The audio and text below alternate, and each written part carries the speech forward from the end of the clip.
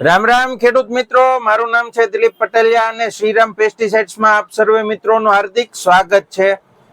ખેડૂત મિત્રો, આજે આપણે વાત કરવાની છે તરબૂચના બિયારણ વિશે થોડી માહિતી લેવાની છે અને તરબૂચની ખેતી વિશે આપણે આજે આ વિડીયોની અંદર થોડી માહિતી લેવાની છે। તો ખાસ કરીને ખેડૂત મિત્રો, તરબૂચની ખેતીમાં આપણે વાત કરીએ તો એમાં પાયાનું ખાતર કયું વાપરવું જોઈએ। તો ખેડૂત મિત્ર, એની અંદર પાયાનું જે ખાતર છે એ ખાસ કરીને દેશી જે છાણિયું ખાતર હોય, સંપૂર્ણ કોહવાઈ ગયેલું જે ખાતર હોય એ લેવું જોઈએ। અને રાસાયણિક ખાતરની વાત કરીએ તો એની અંદર ડીએપી અથવા 12-32-16 આ બેમાંથી કોઈ પણ એકનો તમારે ઉપયોગ કરવો જોઈએ। એટલે એ રીતે તમારે જે પાયો જે છે આનો મજબૂત કરવો જરૂરી છે। હવે આપણે આની બીજી એક વાત કરીએ તો ઉગાવવા માટે, તો સીડના સારા ઉગાવવા માટે 25 થી લઈ અને 35 ડિગ્રી સુધીનું જે તાપમાન હોય છે એ તાપમાન તરબૂચને અનુકૂળ આવતું હોય છે। એટલે એવા જે તાપમાનનો સમય હોય એ સમય દરમિયાન આપણે ખાસ કરીને તરબૂચનું વાવેતર કરવું જોઈએ।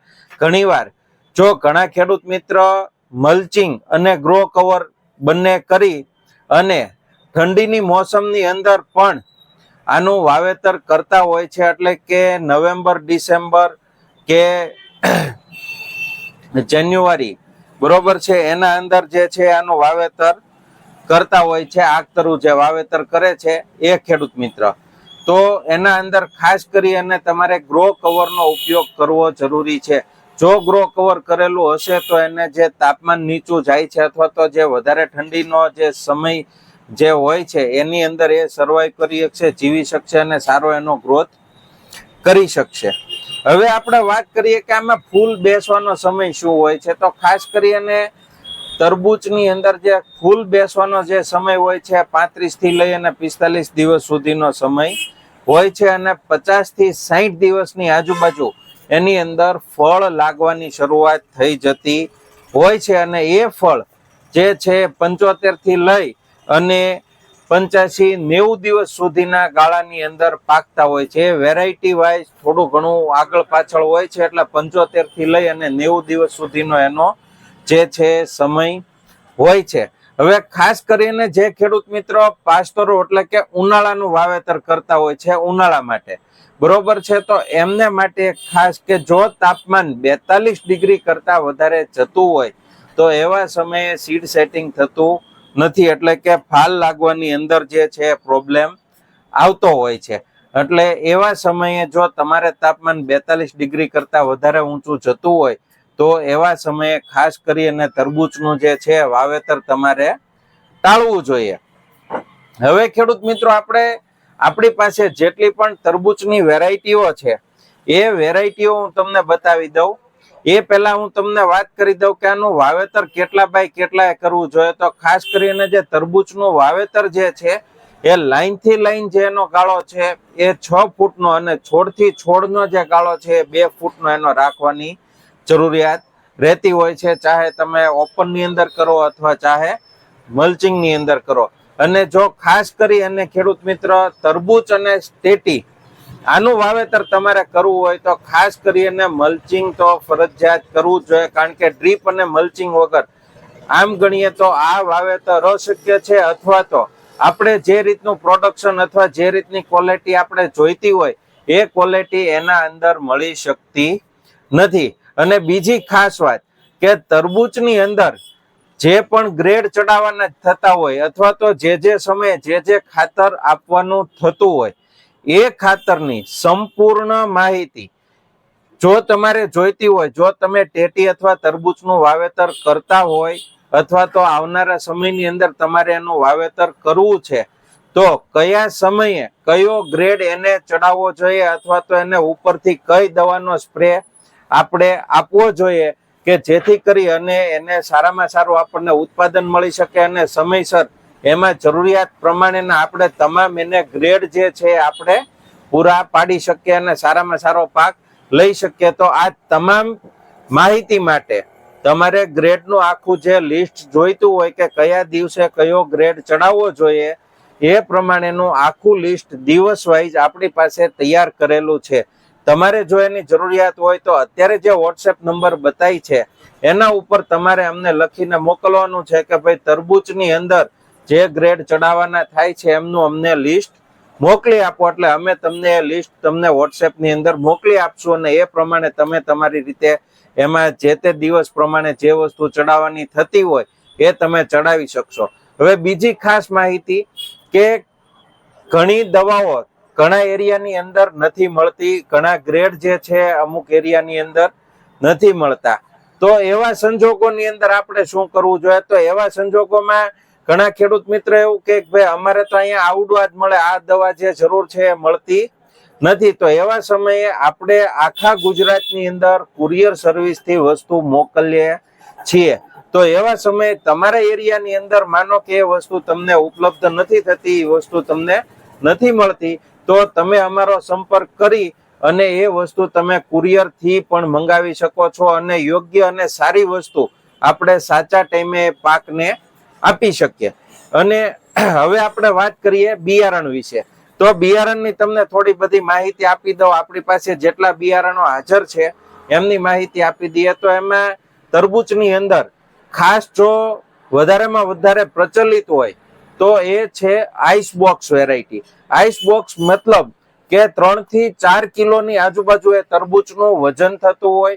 એ તરબૂચની અંદર મીઠાશ જે છે વધારેમાં વધારે આવતી હોય અને એનું ઉત્પાદન જે છે સારું એવું મળતું હોય, સાથે બજાર ભાવ જે છે એમાં સારા મળતા હોય. તો આ ટાઈપની બધી વેરાયટીઓ એટલે કે આઈસ બોક્સ વેરાયટીઓ હું તમને પહેલા બતાવી દઉં. તો એની અંદર સૌપ્રથમ આપણે તમે જોઈ શકો છો BSF કંપનીનું મેક્સ વેરાયટી. આ વેરાયટી માર્કેટની અંદર ખૂબ જ પ્રચલિત છે અને તરબૂચમાં આનું સારામાં સારું નામ છે અને ટોપ વેરાયટી છે અને માર્કેટમાં ખૂબ વેચાય છે. આમાં જે છે ફળનો એવરેજ વજન તમને 4 થી 5 કિલોની આજુબાજુનો આનો વજન આવશે. હવે બીજી જે વેરાયટી છે ખૂબ જ આની જે સ્વીટનેસ એટલે કે મીઠાશ જે છે એ ખૂબ છે અને આનો જે છાલનો જે ભાગ છે એ પણ નાનો છે એટલે કે અંદરનો માવો તમને વધારે મળતો હોય છે. એટલે એ ટાઈપની આ વેરાયટી જે છે કલર સીડ્સની મેલોડી વેરાયટી છે. તો આ વેરાયટીના પણ આપણને ગઈ સાલ જબરજસ્ત પરફોર્મન્સ જોવા મળ્યા હતા. હવે બીજી આપણે વેરાયટીની વાત કરીએ તો અજીત સીડ્સનું હાઇબ્રિક્સ.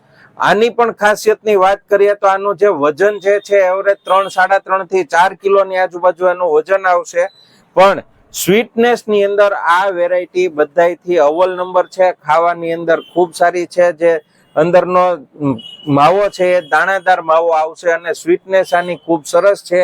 બિયારણ બી જે અંદર આવે છે, બીની સાઈઝ જે છે એકદમ નાની છે અને પાકવાની અંદર આ મીડિયમ વેરાયટી એટલે કે 80 થી 85 દિવસની આજુબાજુ આ વેરાયટી તૈયાર થઈ જાય છે. એટલે હાઇબ્રિક્સ પણ ટોપ વેરાયટી છે.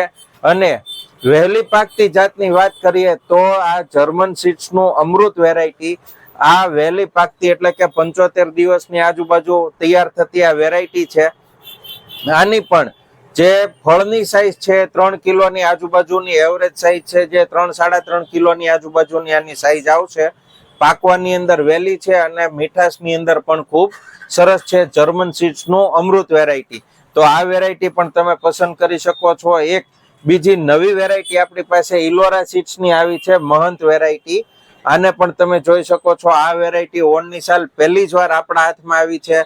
એટલે આ વેરાયટીના ઓનની સાલ આપણે ટ્રાયલ કરવાના છે. મહંત વેરાયટી ઇલોરા સીડ્સની આ વેરાયટી પણ આપણી પાસે નવી એક આવી છે. હવે બીજી જે વેરાયટી છે એ છે નિધિ સીડ્સનું 902 વેરાયટી. નિધિ સીડ્સનું 902 આ વેરાયટીની પણ જો તમારે જરૂરિયાત હોય તો આ વેરાયટી પણ આપણી પાસે હાજરની અંદર ઉપલબ્ધ છે.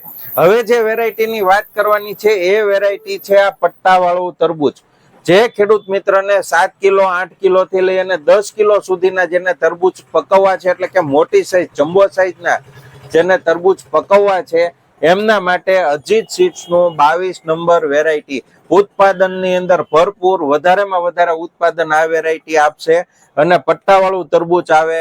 ખાસ કરી અને જેટલા રેસ્ટોરન્ટ વાળા છે કે લારી વાળા છે જે ડીશ બનાવીને આપણને તરબૂચની આપતા હોય એ લોકોમાં આ તરબૂચની ડિમાન્ડ વધારેમાં વધારે રહેતી હોય, કારણ કે આમાં માવો જે છે વધારેમાં વધારે નીકળતો હોય અને એની સાઈઝ જે છે 8 થી 10 કિલોની, એટલે ઉત્પાદનની અંદર પણ આ 22 નંબર જે તરબૂચ છે એ આગળ આવતું હોય. હવે ઘણા ખેડૂત મિત્રોનો એવો સવાલ હોય, દિલીપભાઈ અમારે તો ઘરે ખાવા માટે કરવું છે, તો ખાવા માટે દેશી ગોળ તરબૂચ જે આપણે વર્ષોથી આવે છે, દેશી ગોળ તરબૂચ આ ઓપી વેરાયટી છે, સસ્તું બિયારણ છે. એટલે જે લોકોને ઘરે ખાવા માટે થોડા બિયારણ જોતા હોય, ઓપી બિયારણ ગોળ દેશી તરબૂચના, તો એ પણ આપણી પાસે હાજરની અંદર ઉપલબ્ધ છે. તો આનો પણ તમે મંગાવી શકો છો.